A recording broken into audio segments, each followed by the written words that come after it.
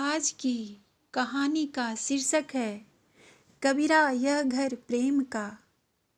मेरा नाम अमय विक्रमा है। अमय विक्रमा अर्थात माँ दुर्गा का वह रूप जो कभी पराजित नहीं हो सकता। पर क्या मैं कभी पराजित नहीं होती? यह एक ऐसा प्रश्न है जो मेरे चारों ओर परिक्रमा करता रहता है और थक हार कर यही उत्तर ढूंढ लाता है कि मैं जन्म से लेकर आज तक स्वयं से पराजित होती आई हूँ। मेरे पिता हिंदी के प्रकांड विद्वान, उच्च कोटि के साहित्यकार और दुर्गा माँ के अनन्य भक्त हैं और शायद यही कारण है कि उन्होंने मेरा नाम अमय विक्रमा रखा। मुझे दुख इस बात का है कि मैं ना अपने पिता का सम्मान करती हूँ और ना ही स्वयं का। कारण कुछ उलझा हुआ सा है। मैंने जब से होश संभाला अपने घर को एक युद्ध स्थल के रूप में पाया, जहाँ एक ओर दादी थी और दूसरे ओर पिताजी और बीच में मेरी निरीह माँ। तुम्हारी अक्ल घास चढ़ने गई है, सिर्फ टर्राने के सिवाय तुम्हें कुछ नहीं आता, बेवकूफ़ औरत। यह शब्द जब पिताजी ने माँ से मेरी चौथी वर्षगांठ पर कहा तो विस्मय से मैं कभी माँ को देखती तो कभी पिताजी को। माँ के बहते आंसू देखकर मैं रोने लगी थी, पर समझ नहीं पाई थी कि पिताजी की नाराज़गी का कारण समय की गति और मेरे पिताजी की जिह्वा की गति कभी नहीं रुकी। जैसे जैसे मैं समझदार होती गई, अपने पिता के दोहरे व्यक्तित्व को गहराई से समझने लगी। उनकी कलम अपनी रचनाओं में नारी को विभिन्न अलंकारों से महिमा मंडित करती, परंतु उनकी वाणी कर्कश एवं तुच्छ शब्दों का प्रयोग करती। जहाँ तक मैं समझ पाई, पिताजी की दृष्टि में घर तभी सफलतापूर्वक चल सकता है जब औरत की नाक में नकेल डालकर रखी जाए, और यही कारण रहा है कि उन्होंने अपने इस प्रयास में कभी कमी नहीं छोड़ी। माँ की सुबह पिताजी की फटकार से शुरू होती, जो रात्रि के अंतिम प्रहर तक बिना थमे चलती रहती। मैं अचंभित यह सोचकर होती कि जो माँ एक आज्ञाकारी परिचारिका की तरह सिर्फ पिताजी के आदेशों का पालन करती है, उनके कामों में कमी निकालने की दक्षता पिताजी ने कैसे प्राप्त की। माँ को सिर्फ पिताजी का कोपभाजन बनना पड़ता हो ऐसा नहीं था। दादी भी अपने दोनों हाथों में तलवार लिए खड़ी रहती थी। यह बात अलग थी कि माँ से उनकी घृणा का कारण कुछ और था। किताबी ज्ञान ने मुझे यह तो समझा ही दिया था कि इस देश में एक औरत तभी सम्माननीय समझी जाती जब वह बेटी की माँ हो। दादी के कटाक्ष और पिताजी के अपमानों के बीच मैंने माँ को हमेशा शांत देखा। समय अपनी गति से बहता गया और मैं भी जीवन के उस पड़ाव पर आ गई जहाँ पर डर से कहीं ज़्यादा मन में घुमड़ते हुए प्रश्न परेशान करते हैं। एक दिन मैंने माँ से पूछ ही लिया, माँ क्या आपको बुरा नहीं लगता? क्या इस जीवन से आप खुश हैं? पिताजी और दादी की इच्छाओं को पूरा करना ही आपके जीवन का उद्देश्य है? क्या आपके खुद के कोई सपने नहीं हैं? आगे और सवाल मत पूछना, नहीं तो मैं बेहोश हो जाऊंगी, माँ ने हंसते हुए कहा। अमय बेटा, जहाँ तक तुम्हारे पिताजी के गुस्से की बात है, वह उनका स्वभाव है। अगर वह समझते हैं कि उनके कड़वे शब्दों से मैं उनके प्रभुत्व में रहूंगी, तो इसका विरोध करके घर की और स्वयं की शांति का हनन करने के सिवाय कुछ हासिल नहीं होगा। तुम्हारा दूसरा सवाल मेरे सपनों से जुड़ा है। तो मैं एक आम इंसान हूँ और हर व्यक्ति की तरह मेरे आँखों ने भी सपने देखे हैं। मैं तुम्हारे ही उम्र की थी, मेरी साहित्य में बहुत रुचि थी और मेरे सपने मेरी लेखनी से जुड़े थे। तुम्हारे नाना चाहते थे कि मेरे सपने यथार्थ का रूप ले और उनका यह विश्वास तब और भी दृढ़ हो गया जब मैंने कॉलेज में हुई युवा कथाकार प्रतियोगिता को जीता। समाज में घट रही हर घटना मुझे लिखने के लिए प्रेरित करती। धीरे धीरे मेरी कहानियाँ विभिन्न पत्रिकाओं में छपने लगी। मेरे सपने पंख लगाकर उड़ रहे थे, पर नियति को कुछ और ही स्वीकार्य था। किसी समारोह में तुम्हारे नाना की मुलाकात तुम्हारे पिताजी से हुई। पिताजी को तुम्हारे पिता की विद्वता और नम्रता दोनों भा गई, और यह सोचकर कि दो विचारधारा के लोग जब एक धरातल पर आकर खड़े होंगे तो उन्नति और खुशियाँ चारों ओर से आएगी, उन्होंने मेरा हाथ तुम्हारे पिताजी के हाथों में सौंप दिया। शादी के कुछ दिनों के बाद जब मैंने तुम्हारे पिता को अपनी एक कहानी दिखाई तो वह बोले, यह क्या बकवास है, खुद को सरस्वती का अवतार समझती हो? लेखन तो ईश्वर का वरदान होता है, यह तुम्हारे बस की बात नहीं। औरतों का काम घर संभालना होता है, उसे ही ढंग से कर लो, वही मेरे लिए बहुत है। यह कहकर वह उठकर चले गए, पर मुझे कभी भी खत्म न होने वाली खामोशी दे गए। ऐसा नहीं था कि मैंने उसके बाद लिखना बंद कर दिया। तुम्हारे पिताजी के शब्दों ने मुझे दुख जरूर पहुंचाया था, पर जीने की एक राह भी दी थी। वो क्या माँ? मैंने माँ से उत्सुकता में पूछा। वह यह कि मैं अच्छे से अच्छा लिखूं। अमेय, मेरे पिता कहा करते थे कि जिस पल से तुम स्वयं को दूसरों की दृष्टि से आंकने लगोगे, तुम स्वयं बिना किसी प्रयास के समाप्त हो जाओगे। तुम क्या हो, यह आकलन तुम्हारा स्वयं का होना चाहिए। यह बात मेरा जीवन सूत्र थी। मैं तुम्हारे पिताजी से छुपकर लगातार लिखती रही। वह हर दर्द, हर वह शब्द जो मेरे अंदर तीर की तरह चुभाया जाता, उसे मैंने शब्दों का आकार दिया। तुम देखना चाहोगी? और ये कहकर माँ उठी और अपनी अलमारी से एक मोटी सी डायरी लेकर आई।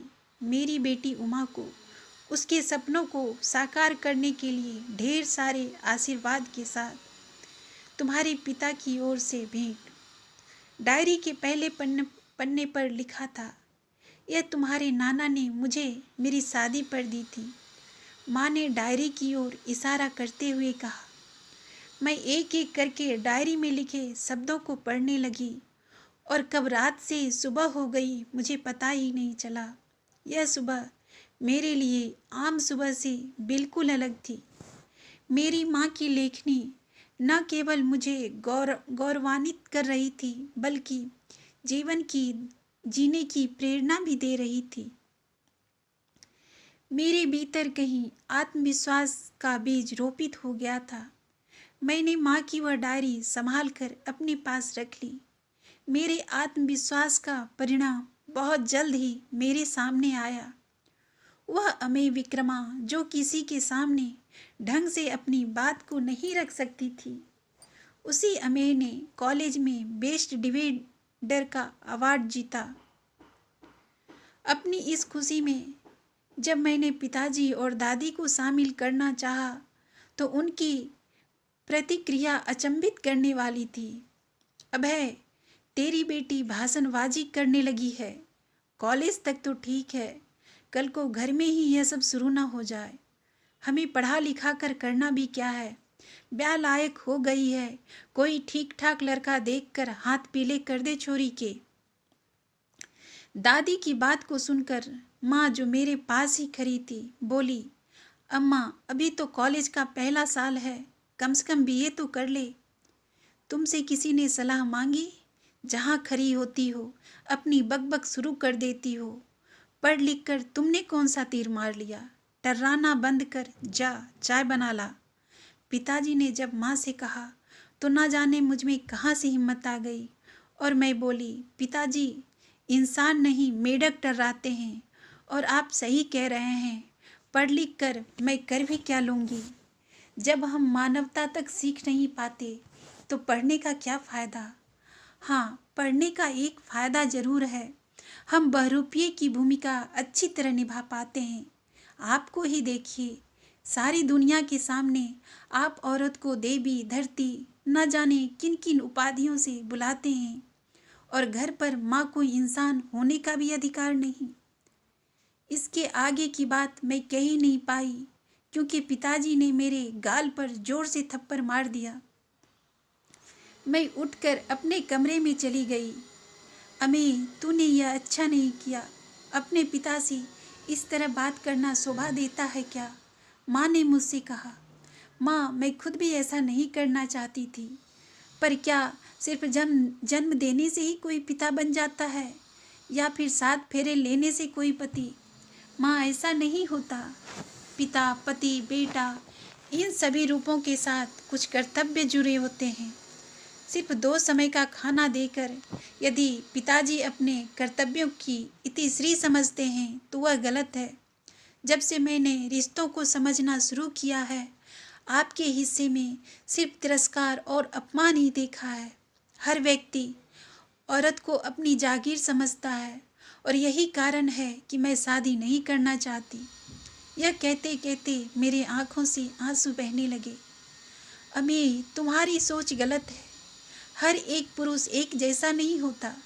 मेरी दृष्टि में तो यहाँ पुरुष शब्द का प्रयोग करना ही गलत है, क्योंकि चारित्रिक विशेषताएं सभी इंसानों की अलग अलग होती है। यह सोचकर कि शादी करने के बाद कोई तुम पर अत्याचार करेगा, शादी के लिए मना करना अनुचित है। तुम्हारे नाना तुम्हारे सामने उदाहरण है। एक पिता के रूप में उन्होंने मुझे हमेशा आगे बढ़ने के लिए प्रोत्साहित किया। मैं 6 साल की थी जब मेरी माँ यानी तुम्हारी नानी को कैंसर हो गया। उनकी बीमारी का पता कैंसर के आखिरी स्टेज पर चला। मुझे याद है, पिताजी माँ को एक बच्चे की तरह संभालते थे। वह जब तक जीवित रहीं उनकी दिन रात सेवा की और उनके इस दुनिया से जाने के बाद मुझे कभी माँ की कमी नहीं खलने दी। माँ की इन बातों को सुनकर भी मैं संतुष्ट नहीं थी। माँ, ऐसा 100 में से एक बार होता है। पुरुष हमेशा से ही घर में सत्ता और स्त्री पर प्रभुत्व का इच्छुक होता है। नहीं, ऐसा बिल्कुल नहीं है। सत्ता की चाह सिर्फ पुरुष में ही नहीं होती है। क्या वह स्त्री सत्ता की इच्छुक नहीं होती? क्यों भूलती हो कि तुम्हारी दादी भी तुम्हारे पिता के समानांतर खड़ी है?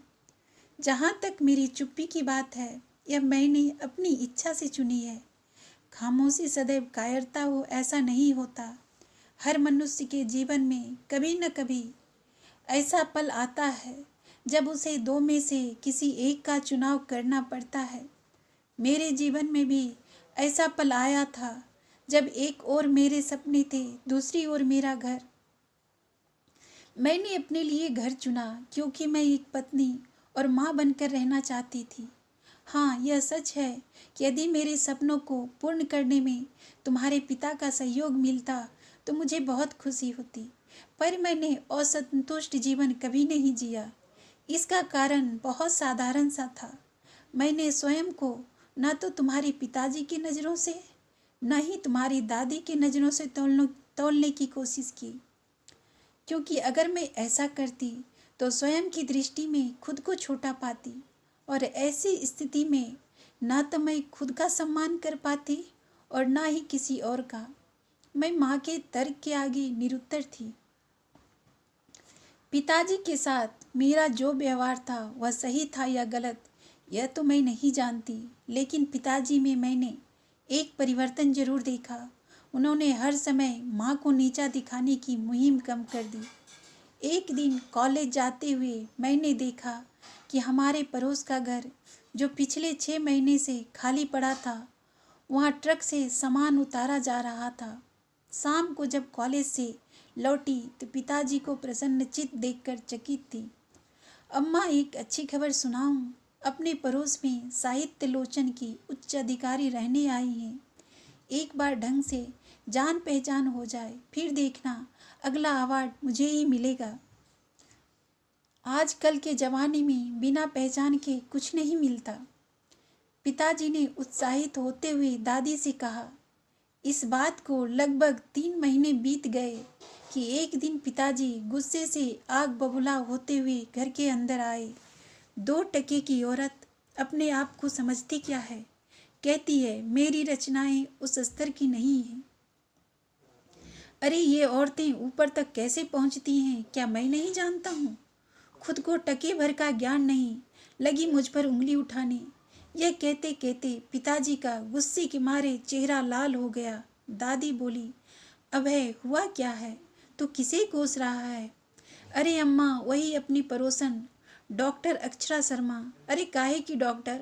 साहित्य का जरा सा ज्ञान नहीं, और साहित्य में पीएचडी। गया था उसके ऑफिस कुछ दिन पहले अपनी कहानी संग्रह लेकर। ओछी औरत कहती है। पिताजी आगे कुछ कहते कहते रुक गए। शायद उन्हें मेरे चेहरे को देखकर आभास हो गया कि मुझे यह सब सुनना अच्छा नहीं लग रहा था। समय बीतता गया और वसंत पंचमी का दिन आ गया। हमारे कॉलेज में भाषण प्रतियोगिता का आयोजन हुआ, जिसकी मुख्य अतिथि साहित्य लोचन की निदेशक डॉक्टर अक्षरा शर्मा थी। करीब प्रतियोगिता हुई। वर्तमान समय में महिला अपने अस्तित्व की खोज में, इस विषय पर समस्त प्रतियोगिताओं ने महिला को शोषित और पुरुष को शोषक के रूप में चित्रित किया। मैं भी शायद यही कहती, पर जब मंच पर खड़ी हुई तो ऐसा लगा कि माँ की कहे हर शब्द मेरी जिह्वा पर आ गए। जब हमारा अस्तित्व बिखरता है तो उसकी जिम्मेदारी दूसरों से कहीं ज़्यादा हमारी होती है। जो लोग आपसे उम्मीद करते हैं कि आपका दृष्टिकोण उन्हीं जैसा हो, वे स्वयं बहुत असुरक्षित होते हैं। दूसरों पर, चाहे वह पति हो, पिता हो या कोई और हो, दोषारोपण करने से कहीं बेहतर है कि हम स्वयं के आलोचक बने और अपनी कमियों को ईमानदारी से ढूंढें। जीवन की जीवटता जीने में है, जीवन से भागने में नहीं। मेरी बात जब खत्म हुई तो हॉल तालियों की गड़गड़ाहट से गूंज उठा। तुम तो छोटी सी उम्र में बड़ी परिपक्व बातें करती हो, डॉक्टर अक्षरा ने मेरे हाथों में शील्ड देते हुए कहा। जी बहुत बहुत धन्यवाद, पर मैं आपको सच बताना चाहती हूँ।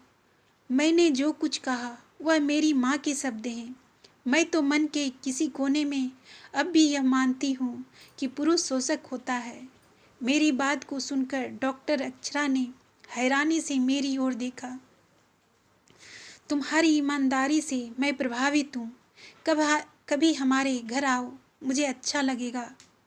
डॉक्टर अक्षरा के व्यक्तित्व में न जाने कैसा आकर्षण था कि मैं उनके प्रथम निमंत्रण पर ही उनके घर पहुंच गई। घर का हर कोना सुरुचिपूर्ण ढंग से सजा हुआ था। अमी विक्रमा, बड़ा ही अच्छा नाम है तुम्हारा। इस नाम का मतलब जानती हूँ? डॉक्टर अक्षरा के इस प्रश्न को सुनकर मैंने हाँ में गर्दन हिलाई। मैडम, आपसे मैं कुछ पूछ सकती हूँ? मैंने हिचकते हुए पूछा। हाँ हाँ, क्यों नहीं, डॉक्टर अक्षरा ने बड़ी ही सहजता से कहा। आपको इतने उच्च पद पर रहकर कैसा लगता है?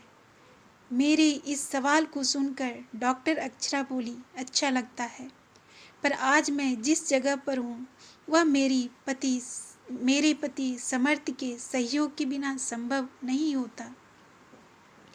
अम्मी, जब मेरी शादी हुई थी मैं सिर्फ 12वीं पास थी।